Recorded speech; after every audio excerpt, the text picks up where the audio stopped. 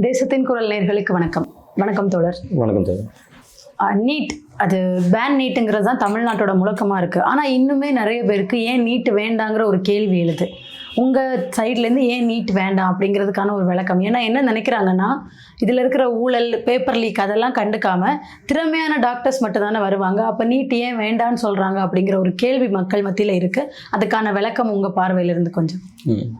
திறமையான மருத்துவர்கள் அப்படிங்கிறது இதுக்கு முன்னாடியே இருந்திருக்காங்க.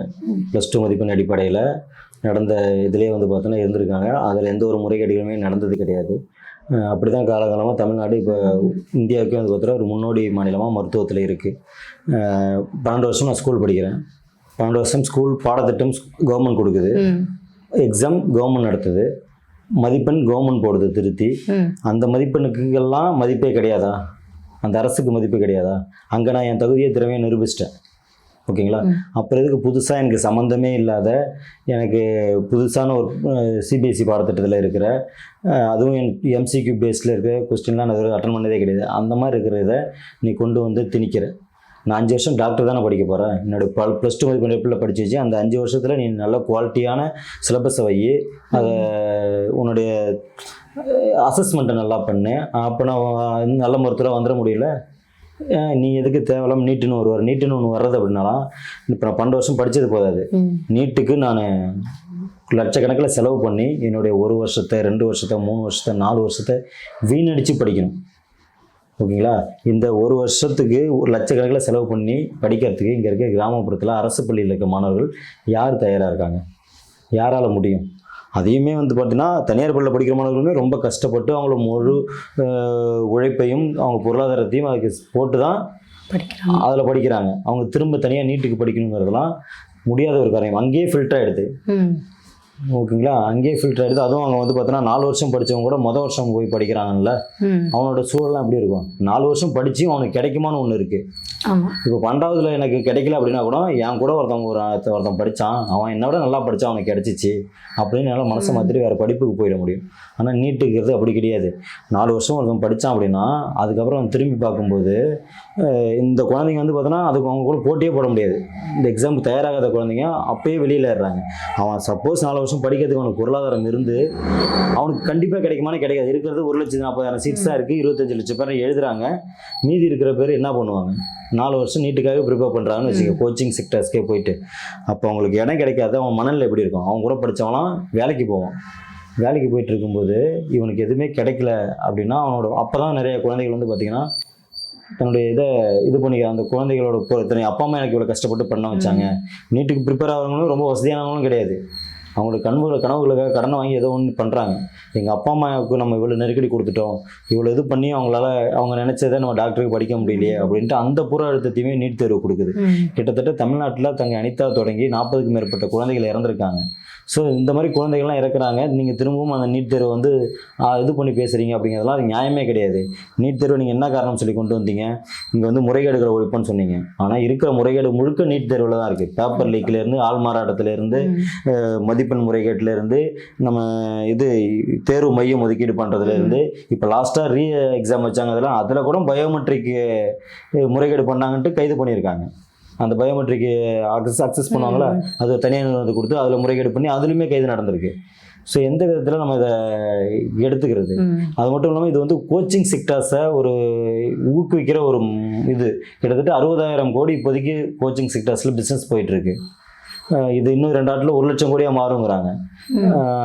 இது உலக சந்தைக்கு இந்தியாவோட கல்வியை திறந்து விடுற ஒரு சூழல். உலக நாடுகளோட நம்ம இந்திய மாணவர்களை போட்டி போடணும் அப்படிங்கிறதெல்லாம் பார்த்தோன்னா நம்மளை எவன்லாம் காலகாலமாக படிக்காமல் இருந்தாலும் அவனெல்லாம் இதை விட்டு வெளி நடத்துகிற ஒரு ஃபில்டரிங் மெத்தட் தான் இந்த நீட். ஓகேங்களா? ஸோ அதனால தான் நம்ம நீட் வேணான்னு சொல்கிறோம். நீட்டு படிக்கிறதுக்கு வாய்ப்புகள் இருக்கிறவங்க தான் பார்த்திங்கன்னா ஏன் நீட் நல்லது தானே அப்படின்ற மாதிரி பேசுவாங்க. அந்த வாய்ப்புகளே இல்லாதவங்க இடத்துல இருந்தால் நம்ம பேசுகிறோம். எல்லாத்துக்குமா நாங்கள் சமமான கற்றல் வாய்ப்பு கிடையாது, கல்வி முறைகள் கிடையாது, பாடத்திட்டம் கிடையாது. இங்கே டெல்லியில் படிக்கிறவனும் அசாமில் படிக்கிறவனும் ஒன்று கிடையாது. தமிழ்நாட்டை பொறுத்தவரை அரியலூரில் அனிதாவில் படிக்கிறவங்களுக்கும் இங்கே சென்னையில் படிக்கிறவங்களுக்கான வாய்ப்புகள் ஒன்றும் மாதிரி கிடையாது. கண்டிப்பாக. ஸோ அதெல்லாம் இவ்வளோ பெரிய டிஸ்பேரிட்டியை வச்சுக்கிட்டு நீங்கள் ஒரே நாடு ஒரே தேர்வு அப்படிங்கிறதெல்லாம் பார்த்தீங்கன்னா பச்சை அயோக்கியத்தனம். இப்போ இந்த போராட்டம் அறவழியில் போராட வேறு நிறைய வழிகள் இருந்தும் பட்டினி போராட்டத்தை எதனால தேர்ந்தெடுத்தீங்க சார்?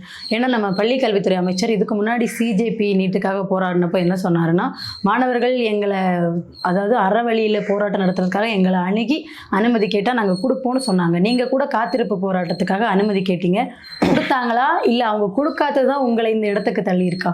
இல்லை, எங்களுக்குமே பட்டினி போராட்டம் தங்களை உடலை வருத்திக்கிட்டு போராடுறதுல உடன்பாடும் இல்லை தான். ராஜ்மோகன் அவர்கள் அன்றைக்கி வந்து பாலநிலத்தை சொல்லி போன தம்பி நம்ம அவரை அணுகி இது வாங்கி கொடுங்கன்னா நாங்கள் அறவழியில் போராட்டம் நடத்துகிறோம். இந்த போராட்டம் வந்து ஒன்றிய அரசுக்கு நோக்கிய ஒரு போராட்டம். தமிழ்நாடு அரசோட கொள்கை நிலைப்பாடு நீட்டு வேண்டாங்கிறது தான். அதை மாண்புமிகு முதலமைச்சர் அவர்களுமே உறுதிப்படுத்தியிருக்காங்க. அப்படி இருக்கும்போது நம்ம இந்த கொள்கையை எதிர்த்து தான் நாங்கள் போராட போகிறோம், எங்களுக்கு அனுமதி கொடுக்கணும் அப்படின்ற விஷயத்த முன்னெடுத்தோம். அவர் இப்போது டெல்லியில் போகிற மாதிரியான சூழல் வந்துருச்சு போல். அதுக்கப்புறம்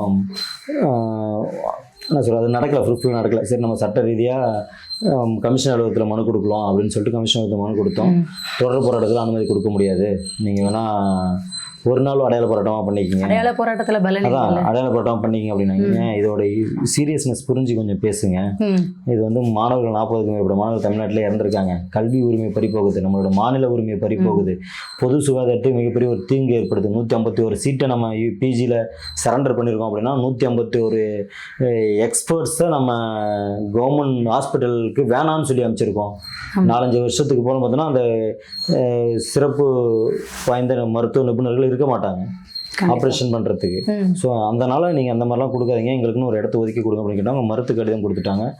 எங்களுக்கு வேறு வழியும் கிடையாது. நாங்களும் வேறு இடத்துல முயற்சி பண்ணி பார்த்தோம், வேறு ஏதாவது இடங்கள் கிடைக்குமா இல்லையா அப்படிங்கிறத.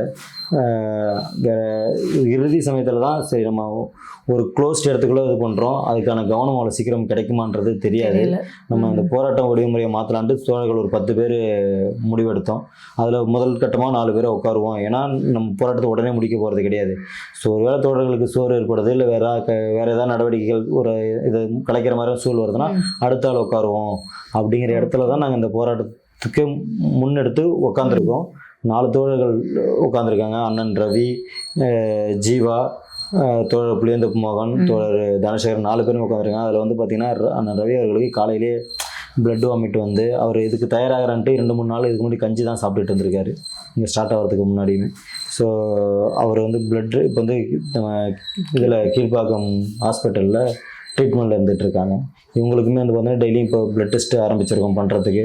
சுகர் லெவலும் கம்மியாக இருக்குது. எவ்வளோ நாள் அவங்களாலையும் அவங்களும் உறுதியாக இருக்காங்க. நம்ம என்ன சொல்கிறது, அவங்கள்ட்ட சொன்னாலுமே வேறு ஏதாவது நம்ம அடுத்தால் உட்காந்துக்கலாமான்னு கேட்டாலுமே இல்லை, நாங்கள் உறுதியாக இருக்கோம், எங்களுக்கான இந்த போராட்டத்தை தொடங்கியிருக்கோம், இதுக்கான ஒரு முடிவு கிடைக்கணும் அப்படின்ற இடத்துல உட்காந்துருக்காங்க. இப்போ நேற்று அமைச்சர் ராஜ்மோகன் அவர்கள் வந்திருந்தாங்க. நீங்கள் இப்போ சொன்னீங்க அவங்க வந்து டெல்லி போகிற அவசரம் அப்படின்னு சொன்னீங்க. நீங்கள் ஒரு போராட்டத்துக்கு அனுமதி கேட்டீங்க, காத்திருப்பு போராட்டம்னு ஒன்றுக்கு அனுமதி கேட்டீங்க. அதுக்கு அவங்க அரசு என்ன நினச்சாங்கன்னு தெரில. நீங்கள் ஒன்றிய அரசு எதிர்த்து தான் போராட்டம் பண்ணுறீங்க, ஆனால் தங்களுக்கு என்ன பிரச்சனைன்னு யோசிக்கிறாங்கன்னு புரியலைங்கிறது ஒரு பக்கம் இருக்கும்போது, திராவிடர் கழக மாணவர் அணி சார்பில் போராட்டம் இல்லை, ஜஸ்ட் நீட்டு பற்றின விழிப்புணர்வு பிரச்சாரம், அதுக்கு அனுமதி கொடுக்க மாட்டோம்னு திடல் முழுக்க காவல் அதிகாரிகளை குவிக்கிறாங்க. இங்கே உங்களோட காத்திருப்பு போராட்டத்துக்கு அனுமதி இல்லை, ஆனால் பட்டினி போராட்டம் நடக்கும்போது மாணவர்கள் மேல் அக்கறை கொண்ட ஒரு அரசு 5 நாள் கழிச்சு வந்து அது அமைச்சர் வந்து பார்க்குறாரு. இப்படி இருக்கிற பட்சத்தில் இவங்க நேற்று வந்து பேசும்போது நீட் ஒழிப்பு, அதாவது நீட் வேணாம் அப்படிங்கிறதுல நாங்களும் தமிழ்நாடு தாவேக அரசும் உங்களுக்கு உறுதுணையாக இருக்கிறதா பேசியிருக்காரு. இது எவ்வளோ பெரிய முரண்பாடாக தெரியுது இல்லை சார் உங்களுக்கு? இல்லை, எனக்குமே ஆரம்பத்தில் வந்து பார்த்தீங்கன்னா அங்கே டெல்லியில் போராட்டம் நடந்தது, மாணவர்கள் அடக்கி ஒடுக்குனாங்க. ஸோ அதே இதை வந்து பார்த்தீங்கன்னா இங்கே காவல்துறை பண்ணாங்க. அது மிகப்பெரிய ஒரு வருத்தத்துக்குமே கண்டிக்கத்தக்க ஒரு விஷயம். திராவிட கழகம்லாம் வந்து பார்த்திங்கன்னா நீட்டுன்னு ஆரம்பிக்கிறதுக்கு முன்னாடியே போராட்டத்தை ஆரம்பிச்சிட்டாங்க. நீட்டுன்னு பேச்சு ஆரம்பித்தப்பே 2017 வந்து பார்த்திங்கன்னா அப்போ ஏடிஎம்கே கவர்மெண்ட்டு பிரச்சார பயணம் போனாங்க, வாகன பிரச்சார பயணம் போனாங்க. திமுக ஆட்சியில் இருந்தப்போ நீட்டை எதிர்த்து பிரச்சார பயணம் போனாங்க. ஆனால் இப்போ டிவிகே கவர்மெண்ட் வரும்போது அவங்க வந்து பார்த்தீங்கன்னா எப்போவுமே சட்டத்துக்கு உட்பட்டு போராட்டத்தை நடத்துகிற ஒரு அமைப்பு, சட்டத்துக்கு உட்பட்டு நிறைய வெற்றிகளை வாங்கி கொடுத்துருக்காங்க. பெரியார் ஆரம்பித்து முதல் சட்ட திருத்தமே வந்து பார்த்தீங்கன்னா அந்த மாதிரி தான் நடந்துச்சு. ஸோ அந்த மாதிரியான ஒரு அமைப்பு பெரியாரை கொள்கை தலைவர்னு சொல்லிக்கிட்டு இருக்கவங்க அதை தடுத்தது, அதுவும் நீட்டுக்கு எதிரான ஒரு போராட்டத்தை தடுத்ததுங்கிறது எனக்கு உண்மையிலுமே ஒரு சின்ன ஐயத்தை ஏற்படுத்துது. என்ன பண்ணுவாங்க இந்த மாதிரி இருந்துச்சுன்னா அப்படிங்கிற இது இருந்துச்சு. சரி, இருந்தாலும் அவங்க சொல்லிகிட்டு இருக்காங்க ஸோ அப்போ அவங்களுக்கு என்ன ஏன் அது மாதிரி பண்ணுறாங்கன்ற ஒரு கொஸ்டின் மார்க் எனக்கு இருந்துகிட்டே தான் இருக்குது. இன்னமும் அது என்ன சொல்கிறேன், அவங்க வந்து பார்த்துருக்காங்க, அவங்க ஒரு நம்பிக்கை கொடுத்துருக்காங்க. நமக்கான அரசு இங்கே இருக்கிறது மாநில அரசு தான், அவங்க நமக்காக போராடணும், அவங்க கூட இணைஞ்சு போராடினா நம்ம வெற்றி பெற முடியும் அப்படிங்கிற இதில் அடிப்படையில் தான் ஓகே இன்னமும் நாங்கள் நம்பிட்டு இருக்கோம் அப்படின்ற விஷயத்தை நாங்கள் தெளிவுபடுத்திருக்கோம். அவங்களும் இன்னமும் நம்பிக்கை இருக்குது, ஏன்னா நேற்று வந்து உறுதி கொடுத்துட்டு போயிருக்காங்க. ஸோ அவங்க இனிமேல் நீட்டுக்கு எதிரான இந்த மாதிரி போராட்டங்கள்லாம் ஒடுக்கிற வேலையை அவங்க பண்ணக்கூடாது, எங்களுக்கு போராடுறதுக்கு இடம் கொடுங்க அப்படின்னு சொல்லி தான் நம்ம கேட்குறோம். உடனடியாக அனைத்து கட்சி கூட்டத்தை கூட்டி ஒரு ஒருமித்த முடிவு எடுத்து இங்கே பில் பாஸ் பண்ணணும். பில் பாஸ் பண்ணிவிட்டு அதை நம்ம சட்டமன்றத்திலையும் நாடாளுமன்றத்திலையும் நீதிமன்றத்திலையும் அடுத்த நடவடிக்கைகள் என்னவோ அதை விரைந்து பண்ணணும் அப்படின்றது தான் கோரிக்கையாக வச்சுருக்கோம். அவங்க கலந்து ஆலோசித்து கண்டிப்பாக சொல்கிறேன் அப்படின்றது தான் சொல்லியிருக்கிறாங்க. பாலன் இல்லம்ல சிஜேபி மூமெண்ட், அதாவது அங்கே அது பார்ட்டியாக இருக்கலாம், தமிழ்நாடை பொறுத்த வரைக்கும் இட்ஸ் அ மூமெண்ட் அப்படின்னு சொன்னாங்க. அவங்க நடத்தின போராட்டத்துக்கு கொஞ்ச நாளே நல்ல ரீச் இருந்த மாதிரி இருந்துச்சு. உங்களோட போராட்டம் கவனம் பெறுதா, வெளியில் செய்திகளில் வருதா, அந்த மாதிரி எதுவும் தெரியுதா சார் உங்களுக்கு? ஏன்னா நீங்கள் வந்து நீதிமன்றத்தில் கொடுத்துருந்த அந்த இது கூட விசாரிக்காமல், லைக் அவங்க கொடுத்துருந்தாங்க திராவிடர் கழகம் சார்பில் இந்த போலீஸை குவிச்சதாக இருக்கட்டும், அது கூட பெரிய கவனம் பெறலை நீதிமன்றத்திலையும். இப்போ இந்த போராட்டத்தையுமே நியூஸ் சேனல்ஸ் பெருமளவில் பேச தவறுறாங்க. இது எதனால சார்? அது நம்ம நியூஸ் சேனலில் இருக்கிறவங்க நிறைய பேர் வந்து பார்த்திங்கன்னா நீட் எதிர்ப்பு முனையில் இருப்பாங்க, அங்கே வேலை செய்கிறவங்க இருப்பாங்க. பட் இந்த கார்ப்பரேட் தான் நியூஸ் சேனல்ஸ்லாம் வச்சுருக்காங்க. ஸோ அவங்களுக்கு எது டிஆர்பியோ அதை போடணும் அப்படின்ற மேல்மட்டத்தில் இருக்க முடிவு பண்ணுறாங்க. மக்களோட பிரச்சனை, ஒரு ஜேர்னலிசம்னா என்ன, மக்களோட பிரச்சனையை வந்து அட்ரஸ் பண்ணணும் பொதுவாக இருந்து. ஸோ இதோட நியமான காரணங்கள் எல்லாமே தமிழ்நாட்டுக்கு ஒட்டுமொத்தமாக தெரியும். அப்படி இருந்து அவங்க பண்ணல அப்படின்னா அது எப்படி பார்க்குறதுன்றது தெரியும். நாங்கள் அவங்கள்ட்ட போய் எங்களுக்கு மீடியா அட்டென்ஷன் கொடுங்கன்னு கேட்க முடியாது, நாங்கள் போராட்ட முறையை முன்னெடுக்கிறோம். இப்போ நேற்று அமைச்சர் வந்ததுக்கப்புறம் வந்திருக்காங்க ஒரு சில சேனல்ஸ்லாம் வந்து அவங்க இங்கே இது ஹிந்து நியூஸ் பேப்பர்லையும் போட்டாங்க, தினகரனில் போட்டாங்க, முதல் நாள் சன் நியூஸ் வந்தாங்க. ஏன்னா எல்லாருமே அவ்வளோ பெரிய அட்டென்ஷன் இல்லை, ஓகேங்களா. ஸோ அப்புறம் நேற்று அமைச்சர் ராஜ்மோகன் அவர்கள் வந்ததுக்கப்புறம் ஓகே ஒரு சில சேனல்ஸ்லாம் வந்து இது பண்ணிட்டு போனாங்க. இப்போது பரவலாக நாங்கள் சமூக வலைதளத்திலும் எங்களோட ஒரு முக்கியமான ஒரு ஆயுதமாக எடுத்து நாங்கள் பரப்பிக்கிட்டு தான் இருக்கோம். ஸோ மக்களுக்கான ஒரு போராட்டங்கள் வந்து எப்போவுமே எடுத்த உடனே பெரிய ஆதரவு கிடைச்சிட. நீங்கள் சொல்கிற மாதிரி சிஜேபி போராட்டமும் வந்து பார்த்திங்கன்னா 20வது நாளுக்கு அப்புறம் தான் வந்து பார்த்திங்கன்னா 19-20 நாள் தான் சோனமாக்ஸை தூக்குறாங்க. சோனமாக்ஸை தூக்குனதுக்கப்புறம் தான் கூட்டங்கள் கட்டுக்கெடுக்காமல் போகுது. அவங்க ரேலிக்கு கூப்பிட்றாங்க, அந்த ரேலியை வந்து அடித்து ஒடுக்குது இங்கே இருக்கிற ஒன்றிய பாஜக அரசு. அந்த மாணவர்களை அடித்து ஒடுக்குனதுக்கு அப்புறம் தான் இந்தியா முழுக்க தீயா பரவுது போராட்டம். தமிழ்நாட்டிலையும் பரவணிச்சு. தமிழ்நாட்டில் மாணவர்களை அடித்ததை கண்டிச்சும் பேன் நீட் வேணுங்கிறத முதன்மையான கோரிக்கையாக வச்சு தான் எல்லா இடத்துலையுமே போராட்டம் நடந்துச்சு. ஸோ அந்த போராட்டத்தை அவங்களால தொடர முடியாத சூழல் வந்துருச்சு. பட் அந்த போராட்டம் வந்தோடு விட்டுறக்கூடாது, ஏன்னா அந்த மாணவர்களோட அடித்து ஒரு ஸ்பார்க் வந்திருக்கு, இந்த ஸ்பார்க் நம்ம மிஸ் பண்ணிடக்கூடாது அப்படிங்கிறதால தான் நாங்கள்லாம் பேசி அந்த ஸ்பாட்டில் நீட் எதிர்ப்பு கூட்ட இயக்கம்னு உருவாக்கி அறவழியில் போராட்டத்துக்கு அனுமதி கேட்டு கிடைக்காம இப்போ இந்த இடத்துல வந்து நாங்கள் நிற்கிறோம். நீட்டுக்கு எதிரான நமது போராட்டம் இங்கே இருக்கிற பாஜகவை தவிர்த்த ஆர்எஸ்எஸ்ஸை தவிர்த்த அனைத்து கட்சிகளும் இயக்கங்களும் இணைஞ்சு போராட்டத்தை முன்னெடுப்போம். அதில் அரசுக்கு தமிழ்நாடு அரசுக்கு உறுதியான ஒரு போராட்டமாக தான் இருக்கும். இந்த போராட்டம் தமிழ்நாடு அரசுக்கு எதிரான போராட்டமாக என்றைக்கே மாறிடக்கூடாது, அதை யாரும் திசை திருப்பிடக்கூடாதுங்கிறதுலையும் நாங்கள் கவனமாக இருக்கிறோம். ஏன்னா தமிழ்நாடு அரசோட ஒத்துழைப்பு இல்லாமல் நம்ம நீட் விலக்கு பெற முடியாது. தோழர் ரவி ஹாஸ்பிட்டலில் இருக்காங்கன்னு சொன்னீங்க, எப்படி இருக்கு அவங்க உடல்நிலை? டாக்டர் என்ன சொல்லியிருக்காங்க சார்? அவர் இப்போ கிடையாது, 2020 நீட்டுக்கு எதிராக 6 நாள் பட்டினி போராட்டம் இருந்த ஒரு நபர். ஸ்டெர்லைட்டில் பட்டினி போராட்டம் இருந்திருக்கிறாரு. அவரோட உடல் 53 வயசு ஆகுது அவருக்கு. வயிற்றுக்குள்ளே புண்ணாக இருக்குது அப்படின்ற மாதிரி சொன்னாங்க.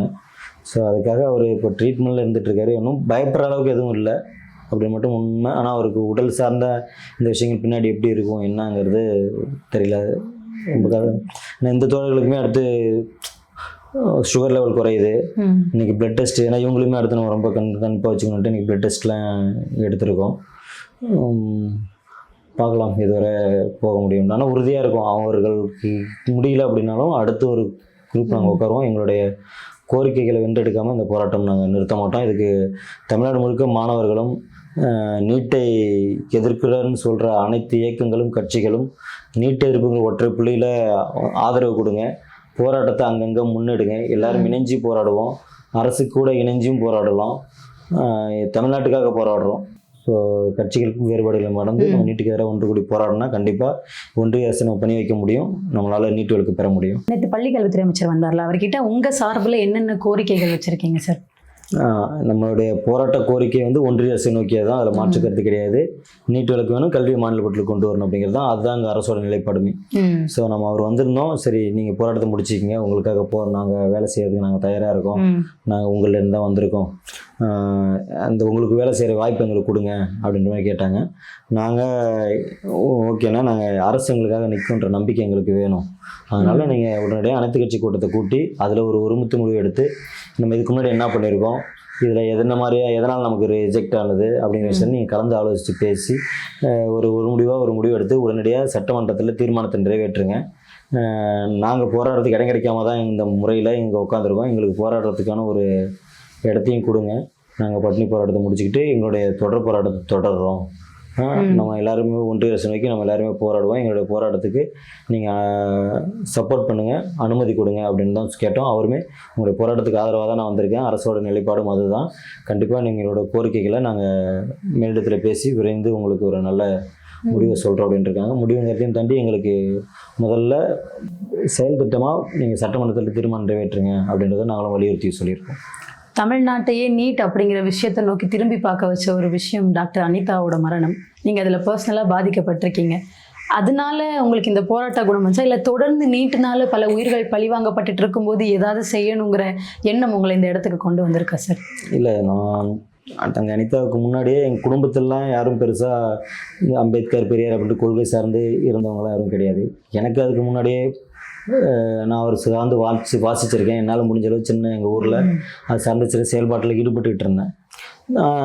எனக்கு தெரியும் இங்கே இருக்க ஜுடிஷியரி என்ன, இங்கே இருக்க கான்ஸ்டியூஷன் என்ன அப்படிங்கிறது தெரியும். ஸோ தங்க அனிதாவுக்கு இவ்வளோ மார்க் வாங்கியிருக்காங்க, நம்ம போராடாமல் பின் வாங்கிடக்கூடாது, நமக்கு நியாயமான காரணங்கள் இருக்குது அப்படின்றதுனால தான் தங்க அனிதாவுக்கு நான் போராட்ட காலத்துக்கும் என் கூட அடிச்சுட்டு வந்தேன்.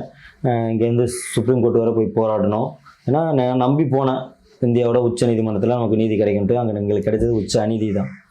ஸோ அங்கே இழைக்கப்பட்ட ஒரு அநீதியின் காரணமாக தான் தங்க அனிதா தன்னோட உயிரியை வந்து பார்த்திங்கன்னா இறுதிக்கட்ட போராட்டமாக அதை மாற்றிக்கிட்டாங்க அப்படின்னு தான் நான் பார்க்குறேன். ஸோ தங்க அனிதா விட்டு போன அந்த போராட்டத்தை தொடரணும் அப்படிங்கிற ஒரு எனக்கு இருக்கிற தனிப்பட்ட சிக்கல்களையும் தாண்டி நெருக்கடிகளையும் தாண்டி அதை தொடரணுங்கிற ஒரு எனக்கு வேறு என்ன நான் பண்ண போகிறேன் என் தங்கச்சிக்கு சொல்லுங்கள், இது இல்லை. ஸோ இது ஒரு குறைந்தபட்ச ஒரு நீதியாக இதுக்காக நம்ம போராடலாமே தான் நிறைய பேர் எடுத்துக்கிட்ட போராட்டத்தில் நான் கலந்துக்கிட்டு இருந்திருக்கேன், தொடர்ச்சியாக நான் பேசிக்கிட்டும் இருக்கேன். இப்போது அந்த போராட்டத்தை நான் முன்னெடுக்க வேண்டிய சூழலாக எனக்கு வந்திருக்கு. அந்த பாலநிலத்தில் நடைபெற்ற விஷயங்கள், அவங்களே அவ்வளோ தீவிரமாக இருக்கிறாங்க, நம்ம எல்லாத்தையும் இப்படி பார்த்துக்கலாம், பின்னாடி எது வந்தாலும் சரி பண்ணிக்கலாம், ஃபேமிலி சார்ந்த விஷயங்கள் அப்படின்ட்டு தான் நான் இந்த இடத்துக்கு வந்திருக்கேன். அனிதாவுக்கு மட்டும் கிடையாது, அனிதாவுக்கு பின்னாடி 40 குழந்தைகள் இறந்துருக்காங்க. அவங்க இனிமேல் யாரும் அந்த மாதிரி இடத்துக்கு போயிடக்கூடாது, நம்ம கல்வி உரிமையை இழந்துடக்கூடாது அப்படிங்கிற ஒரு அடிப்படையில் தான் நாங்கள் நிற்கிறேன். நாங்கள் அனிதாவை தன்னுடைய தங்கையா மகளாக ஒட்டுமொத்த தமிழகமே பார்க்குது. கண்டிப்பாக. ஆனால் அது அனிதா இறந்தப்போ அதை நான் உணர்ந்தேன், அவ்வளோ பெரிய போராட்டங்கள் எழுச்சி இருந்துச்சு, இன்னுமே அனிதா பற்ற வச்சு அந்த நெருப்பு இருந்துகிட்ருக்கு. ஸோ அது மிகப்பெரிய ஒரு போராட்டத்தையாக மாறணும். நம்ம நீட் என்னைக்கு விலக்கு வாங்குகிறோமோ அப்போ தான் அந்த 40 குழந்தைகளுக்கு குறைந்தபட்ச ஒரு அஞ்சலியாக அது அமையும் அப்படின்றது என்னோட எண்ணம். ஸோ பர்சனலாக அப்படிங்கிறத தாண்டி அனிதா எடுத்து வச்ச அந்த போராட்டத்தை நான் கொண்டு போகணும், அந்த போராட்டத்தை வெற்றிகரமாக முடிச்சு வைக்கணும் அப்படின்னு நான் விரும்புகிறேன். அதுக்கு எல்லாருடைய ஆதரவுமே எனக்கு தேவை. உங்கள் போராட்டத்துக்கு எல்லாரோட ஆதரவும் கிடைக்கும். நீங்கள் பர்சனலாக ஃபீல் பண்ண அந்த விஷயம் இனிமேல் உங்களோட அடுத்தடுத்த தங்கைகளுக்கும் நடக்காமல் உங்களோட போராட்டம் வெற்றி பெறும், எல்லாரோட ஆதரவும் கிடைக்கும் சார். உங்கள் நேரத்துக்கும் கருத்துக்கும் ரொம்ப நன்றி. நன்றி தோழர்.